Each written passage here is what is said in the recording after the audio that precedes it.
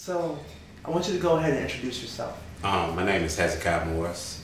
All right, Hezekiah Morris. So, what are you all about, Hezekiah Morris? Basically, I know I like to dream, and I like dreams to come to reality. And one of the things about this book that I wrote, is to accomplish something, to at least finish something that I started, because throughout life I never finished nothing that I started, And one of the things I'm trying to achieve now is to get better with life, becoming a loving man, a lovely family guy, and to that strive to be the best. So, in terms of you not being able to finish anything, was that something from your childhood maybe that implemented me? Kind of give me a walkthrough of your child life. How were you brought up? What made you what you are today? Well, I was brought up in a home. Everything wasn't perfect, growing up. But I still had things that I thought and should have done growing up. Not by my choice, by the mistakes and just learning how to become a man at a young age, dealing with the streets and everything like that. And missing out on opportunities that I had in life and that I wanted to achieve, And so one of the inspirations as me as a young man, was to always want to be somebody, but I never could get over that stump or that rut in the road, It was always, okay, I get there and then I stumble back. That was the hardest part in my childhood. But I really had nobody to really motivate me to keep going, So that was one of the hardest things was going through my childhood. Right, so lack of motivation kind of hindered you, if you will, in terms of getting to where you dreamt of, where you wanted to be in your adulthood. Yeah. What was that dream? What was it back then as a child? What was your aspirations back then?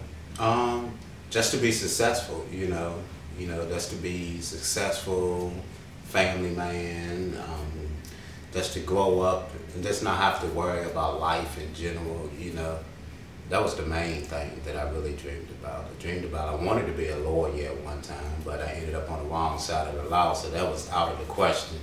But that was one of my dreams, man, to always be successful, always strive, But all my dreaming turned into, I get there and then I turn back, I know back then, you grew up in the, would you say early 80s? Yeah. Early 80s, back then it was all about being, what would you say the norm or the normal or the basic type of, or traditional aspiration for, a young black kid growing up back then? What was that? Because I know back then a lot of young black kids probably weren't thinking about being lawyers at the time due to the, the circumstances or the lay of the land. Yeah. That they were affected by, cocaine and that kind of thing. Yeah. So, what would you say that the normal type of influence that your friends were getting into that made you stick out more than them? Like, what were they after that you weren't? Well, most of my friends was hustlers or, just, all about partying and doing whatever, So that was the normal thing for us, I was like a little nerd growing up. My mom would let me go outside and play. She would let me hang out with the boys, But when I got to that age, in the teenage years, then I started to get connected and hanging out and just falling in with the crowd, to enjoy how they was enjoying things, Then my passions for what I wanted to be and what I wanted to do changed, Instead of me wanting to stay in my books, I wanted to be like they was, I wanted to have the hottest car, the hottest girl, So my dreams changed at that time, from one reality to another. And so that was my focus back then, girls, cars, and money. So materialistic, flim flam, basically, what they used to, I guess, pull the wool over your eyes to block you from what really matters in the long run. And would you say that was mostly peer pressure growing up, or was it just something that you just had to, at the time you felt that you really had to just, you know, grin and bear because you probably just didn't see any other way? It was definitely peer pressure because anyway, I was always insecure about myself, you know. Always insecure about my color of my skin, the way I walk, the way I talk, the way I dress, you know. And you know, I talked a little differently than people. I was more articulate, you know, as in my conversations or whatever. So for me to pick up on that and to try to fit in, I had to change my way of thinking, you know, and my way of presenting myself. So yeah, peer pressure played a big role in that. It sounded like, from what I'm making of it, you were at first very strong-willed.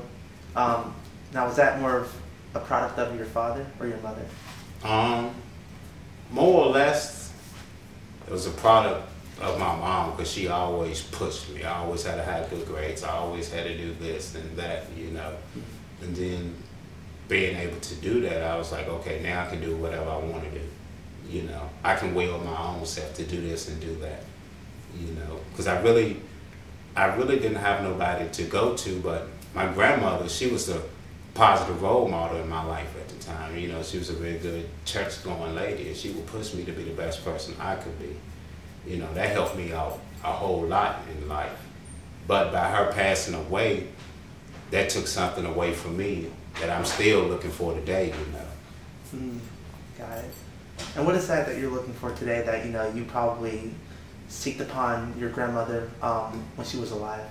Just that unconditional love, you know. She loved me without boundaries, through whatever. Despite my mistakes, she still loved me the same, you know. And a part of that, I miss a lot, you know what I'm saying. And I think I still battle them demons now, knowing that she's not here to take care of me, you know.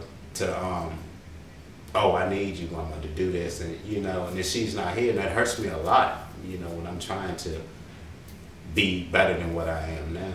You know, I think that my way of thinking is I haven't let go yet. Somewhat of a prisoner of your past, almost. It's like very nostalgic. You miss grandmother, and you know, she's not gone. She's always here. The lessons she's taught you are always in your heart, things like that. So that's very, that a lot of people can relate to that, you know, not being able to let go of that person, especially if that's the only person they could turn to at the time. Would sound like at the time it could have been. Now, I asked you about your mother. Well, you brought your mother and told, you know, what her character was like, and your grandmother as well. Two positive, strong black females, and that's great to have, you know, as a young black man. But it's even better to have a strong black, you know, male father figure as a young black man. And you know, you told me a lot. You told me a lot about the book, and your father was present. And can you just go into detail how he was? Well, you know, he wasn't home much. He worked all the time, and when he was home, you know, it was like he really wasn't there. You know, he was like all black father. He was the provider, and that was it. You know, he gonna provide, make sure we have a roof over our head. But as far as being a role model and pushing us to do better, he wasn't there for that. You know, like in my book, more will be revealed. You know, you have to read it to understand what, as a child, that men go through. You know, later on in life, he changed and became a better man. You know, he's a minister now. You know, so everybody can change. You know, but growing up was really tough on me, and it took an emotional toll on me, you know. So that's what I'm trying to kill now, the demons and everything that went on in my past, you know, so I can grow into a better man, into a better person. Now, do you think, you said he was present, but you know, not as present as you thought he should have been. Yeah.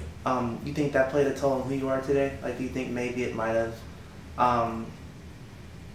I guess maybe deteriorated some masculinity or any type of thing like that? Maybe you could have been, had he been there more, you would have been a lot different?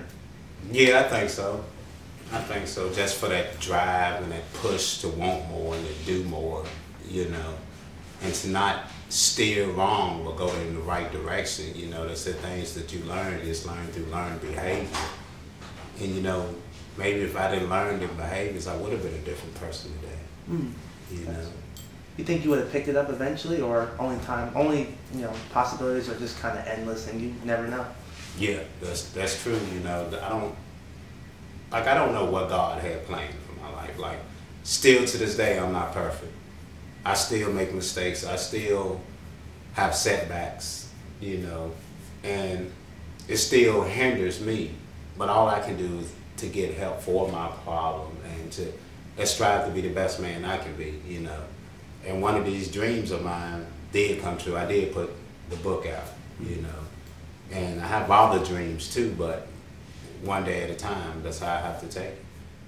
Day at a time. Would you have called yourself impressionable at a young age, or after you and your father might have had a coming of age turn where you and him just kind of departed ways? Yeah, I became my own man at that time. You know, I wanted to do things my way, you know, and instead of me steering towards my dreams, I steered towards the streets, you know, but that's where all my love was from, you know. That's why I felt comfortable doing. That's why I felt comfortable at, you know. And then indulging in the alcohol and the drugs, you know, I felt comfortable. They got that away from me and my thinking, you know. I didn't want to think at all. I just wanted to feel nothing, no pain, no nothing, you know. And now was this like a move to fit in as well? Yeah. Kind of like a protection or more of a facade you put up in order to just kind of come across like this tough guy, no one's going to mess with me type of mentality? Yeah, basically, yeah. Okay. Now, you think that runs plague in the black community? Well, do you think that runs amok in the black community even to this day? It does, because, I mean, now we have a lot of single family households where it's just the mother and the kids, and she's left to raise the kids by herself. So as a young man growing up now, they're trying to find that father figure, you know. And that father figure may be that dope dealer, maybe that hustler or that drug user, you know. They don't see a lot of positive people in the community now, you know. So that's one of the main things with the black community now, I feel. You know, we're always looking for that role model, whether good or bad, you know. So yeah, that plays a big role in the community today. Perfect. So tell me about this book. Oh man, let's talk about this book. It's great, man. It's everything that anybody, no matter race or whatever, has been through or was going through, and is still going through. You know, it talks about childhood, the things that I've been through in childhood. You know, it talks about growing up as a teenager, getting and dealing with the peer pressure and, you know, getting introduced to girls and all the nuances of life itself, you know, addictions. It talks about addictions and just as a young black male getting addicted to everything, no matter what it is, you know. Life itself is an addiction, you know. And what this book, it touches on everything from relationships to family life, you know, and that's trying to strive to be better than the person that I was, you know. And still to this day, I'm not there yet. I'm nowhere near there, you know. But this book, I hope, it cures some demons. It's a great read. You know, I put my best work into this, you know, and it just touches on a lot of things that people go through, and just to be real about it, you know. And I let you know at the end that I'm not there. I hopefully get there one day. Right. You know, I'm striving for it, you know, but you have to take it day by day, because life isn't easy. You know, one day I wake up, each day I wake up, the devil says, well, you're going to die. You know, so it's a fight every day for me when I wake up. You know, but this book, it touches on a lot, and it lets you inside to let you know who I am as a person. Got it. And who I want to be as a person.